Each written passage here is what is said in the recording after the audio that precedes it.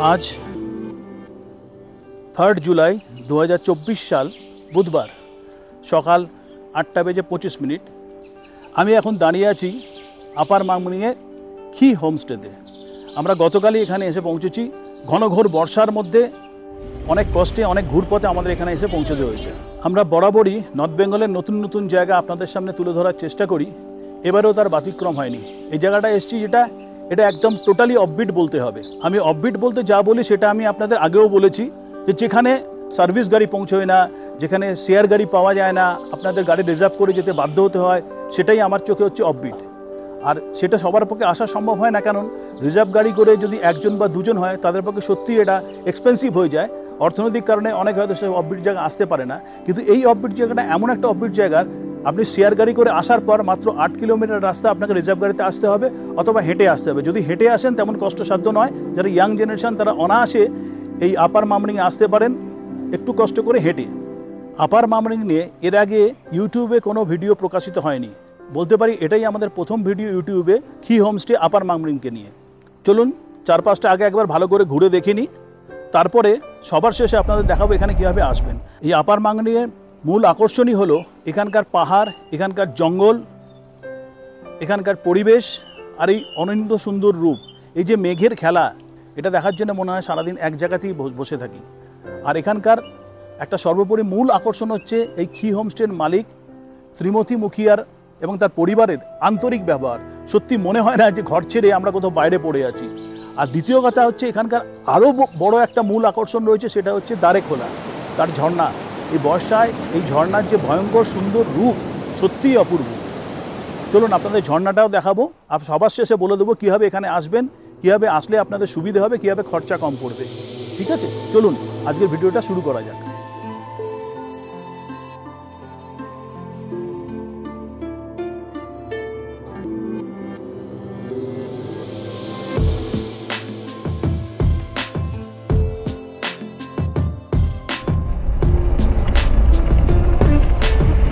দিনের বর্ষাতে রাস্তাটা ভীষণ ভেঙে গেছে, খারাখন্দে ভরে গেছে, গাড়ি বেশ ঝাঁকুনি খেতে খেতেই যাচ্ছে, কিন্তু সিন সিনারি অপূর্ব অপূর্ব।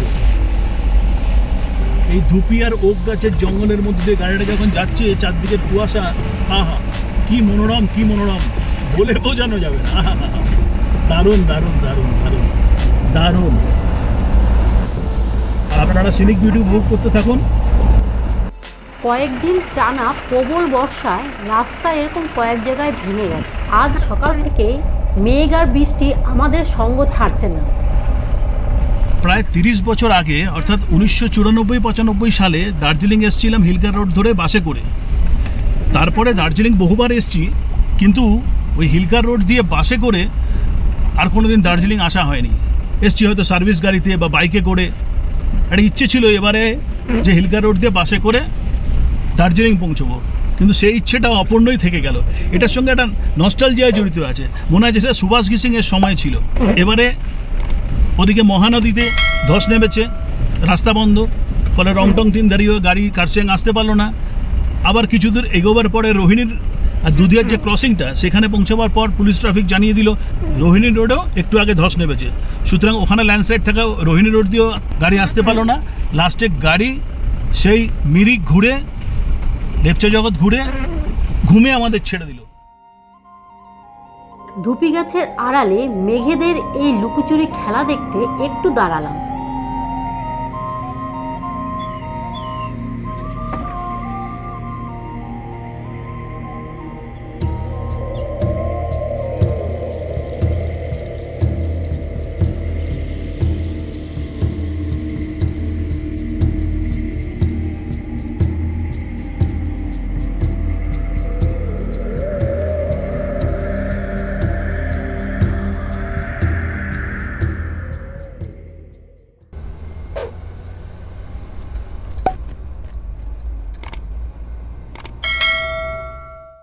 এখন আমরা আপার মামনিংয়ের একটা ছোট্ট গ্রামে এসে দাঁড়িয়েছি। এখানে একটা চিকেন শপ রয়েছে, এখান থেকে আমাদের ড্রাইভার যে স্যামুয়েল তার বাড়ির জন্য আর কি ফ্যামিলির জন্য চিকেন নিচ্ছে। তা ততক্ষণ আমি একটু গ্রামটা দেখে নিচ্ছি। ছোট্ট রাস্তা, পাথুরের রাস্তা, পাশাপাশি দুটো গাড়ি দাঁড়িয়েছে, মাঝখানে সামান্য একটু ফাঁকা আছে। हो गया, आ गया? हाँ चिकन आ गया आपका? एकदम जरूरत का सामान गांव में सब कुछ मिलता है? मिल रहा है। चावल, दाल, तेल, नमक सब कुछ मिल जाता है। ঠিক, এখানকার নতুন কালভার্ট তৈরি হচ্ছে। পথে অনেক জায়গায় নতুন কালভার্ট আর ব্রিজ তৈরি হচ্ছে। এক একটা ঋতুতে পাহাড় এক এক রকমের সেজে ওঠে। যারা পাহাড়কে ভালোবাসে তারা সব ঋতুতেই পাহাড়ের সৌন্দর্য উপভোগ করতে পাহাড়ের আনাচে কানাচে ঘুরে বেড়ায়। তাই আমরাও এবার ঘন ঘোর বর্ষার কালো মেঘে চাদরে মোড়া, গাছের পাতা থেকে মণিমুক্তোর মতো ঝরে পড়া বৃষ্টির জলকণা আর নববধূ সাজে ঘন সবুজ বেনারসি পরা পাহাড়ের সৌন্দর্য উপভোগ করব বলেই এবার বর্ষায় আমাদের এখানে আসা।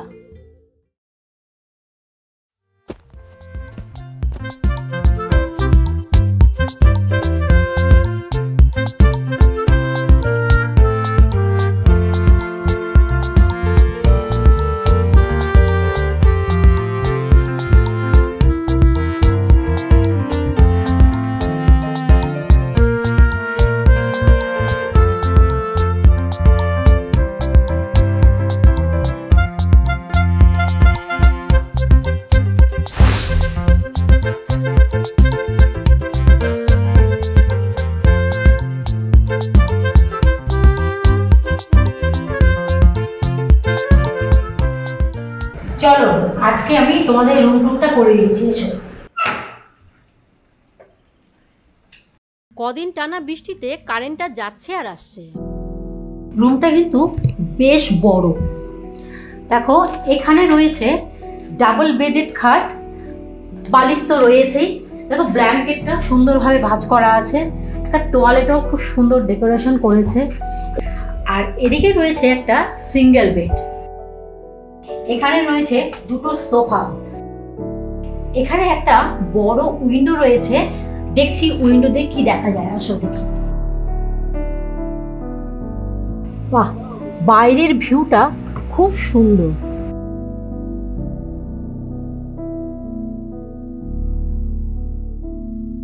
চলো তোমাদের ওয়াশরুমটা দেখিয়ে দিই।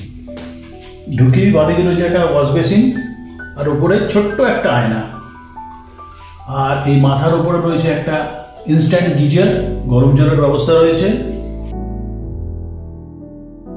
কোমোড রয়েছে এবং বেশ পরিষ্কার পরিচ্ছন্ন।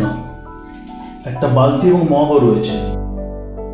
এরকম একটা রিমোট জায়গায় এর থেকে বেশি কিছু আর আশা করা যায় না। যথেষ্ট ভালো এবং সত্যি কথা বলতে কি নিট অ্যান্ড ক্লিন।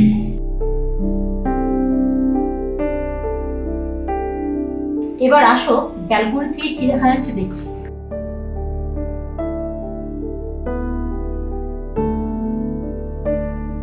ব্যালকনি দেখো, সামনের ভিউটাও অসাধারণ।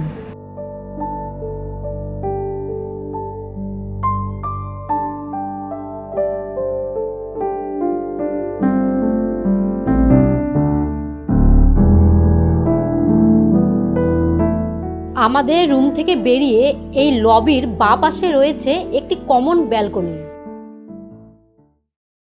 আমাদের এখন লাঞ্চ দিয়ে দিয়েছে, আমরা লাঞ্চ করে নিচ্ছি। অনেক লেট হয়ে গেছে। টাইম क्या हुआ? 5।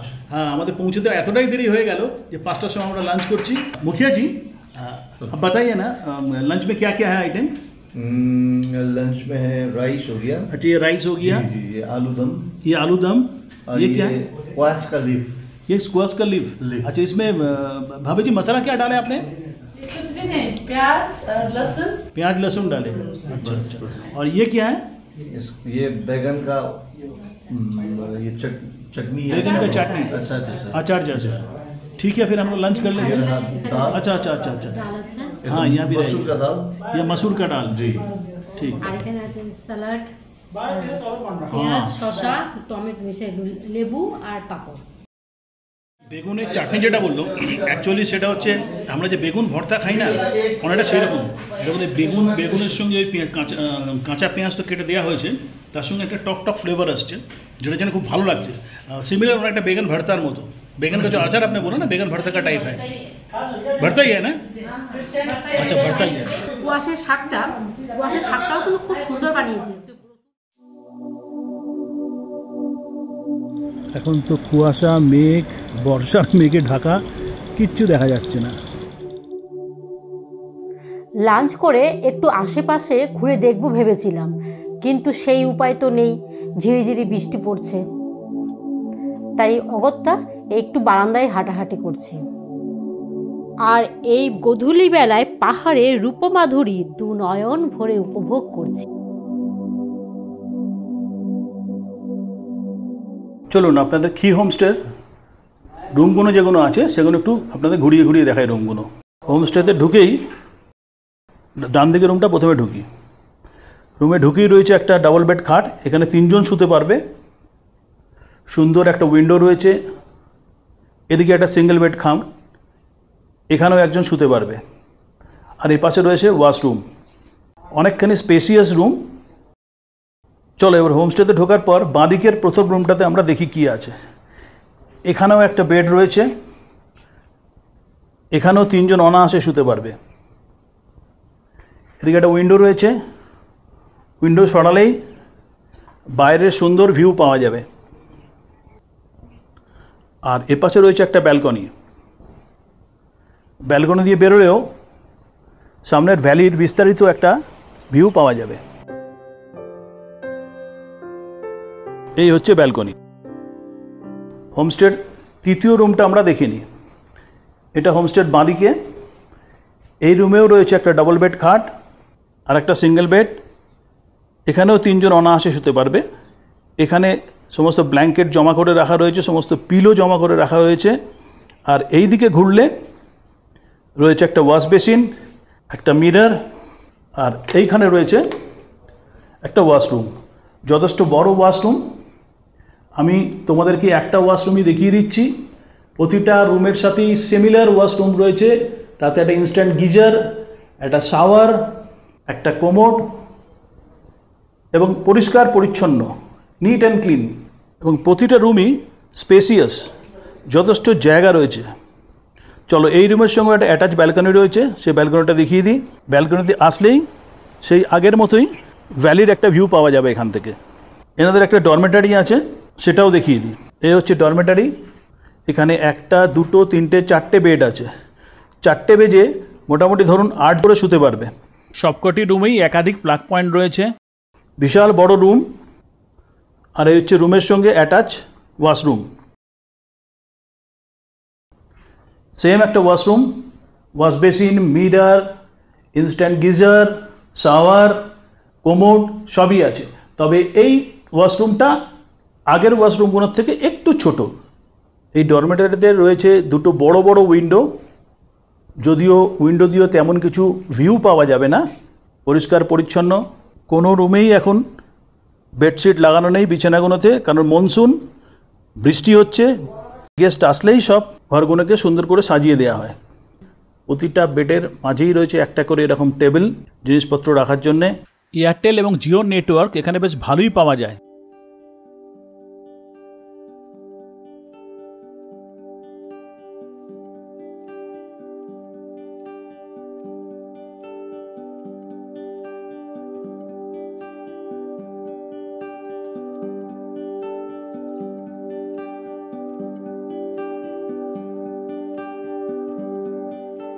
দিনশেষে যেন ক্রমশ সন্ধ্যার অবগুণ্ঠনে ঢাকা পড়ল আপার মামরিং বস্তি।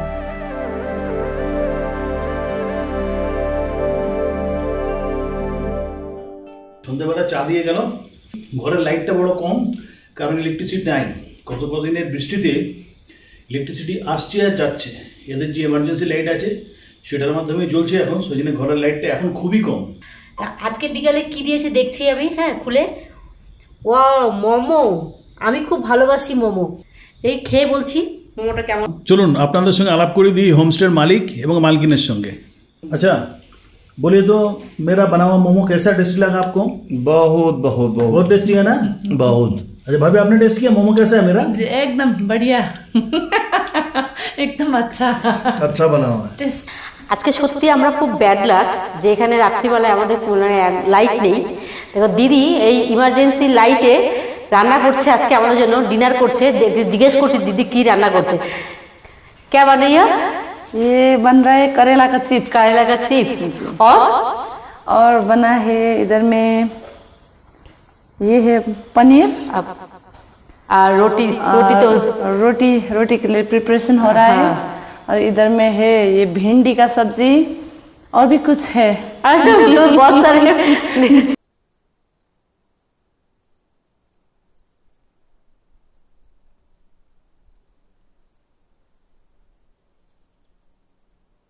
এখন আমরা ডিনারের জন্য বসে আছি। দেখি বেনি কি বানিয়েছে আমাদের জন্য। বেনি डिनर को क्या क्या बने? डिनर में बना है ये करेला फ्राई और ये स्क्वैश है, ये लोकल खुद का खेत का ही है ये स्क्वैश है। और ये है भिंडी फ्राई और ये है पनीर। पनीर मतलब लोकल पनीर तो? जी एकदम लोकल पनीर, बटर पनीर है ये। बटर पनीर जी। और ये है चपाती, यहाँ पे सलाद और इधर में चटनी। तो आप एक काम कीजिए ना, हम लोगों के साथ खाना खा लीजिए बैठ के एक साथ। रात तो बहुत हो गया। नहीं क्या पहले मेहमान? ये पुराना स्टाइल हो गया। नया जमाना के साथ चलिए। अच्छे से खाएंगे तो आप लोग को संतुष्टि होगा। ठीक है चलिए शुरू कीजिए। आप बोलिए कैसे बना। मौसम भी ठंडा था प्लीज। ये जो करेला का भाजी है ना, इतना क्रिस्पी कैसे बन गया? इसमें हमने डाला है वो कॉर्नफ्लोर की वजह से वो क्रिस्पी हो गया है। इसके वजह से ना हाँ बहुत स्वादिष्ट है, बहुत अच्छा लग रहा है। Thank you ma'am. ये पनीर कैसा बना है? ये पनीर भी बहुत अच्छा है, बहुत एक बात बोल दूं, ये पनीर जो है ये खुद का घर में, हम लोग का घर में ही बनता है। और इसमें ये जो बटर पनीर के लिए जो फ्रेश बटर जो क्रीम है वो भी घर के इतना माने फ्लेवर जो अच्छा ना बहुत अच्छा है बने। इसीलिए वो ग्रेवी जो है वो थिक है। ठीक सब कुछ लोकल है ये। और ये स्क्वैश का सब्जी है, ये घर का स्क्वैश है। और ये चटनी है ना सर, जो ये डले हुशानी टमाटर और इसमें वो तिल।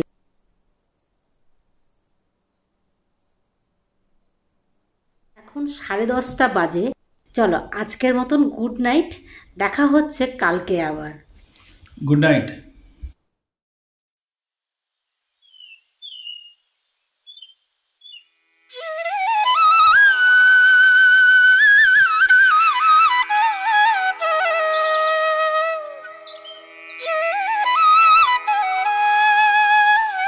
আকাশ এখন অনেকটাই পরিষ্কার হয়ে গেছে। এই ব্যালকনি থেকে সুন্দর ভিউ পাওয়া যাচ্ছে সামনের ভ্যালির। ওফ সত্যি কি অপূর্বই না লাগছে।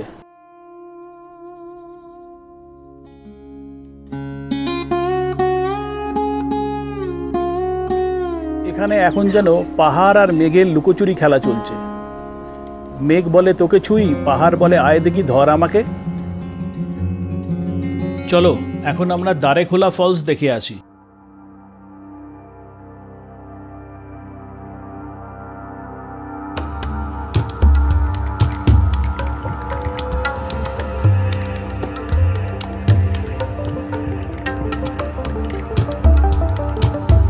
দারেখোলা নদীর উপর যে ব্রিজটা তৈরি হচ্ছে ওটা সম্পূর্ণ হলে এখান থেকে যোগীঘাটের দূরত্ব 19 কিলোমিটার জায়গায় কমে 8 কিলোমিটার দাঁড়াবে।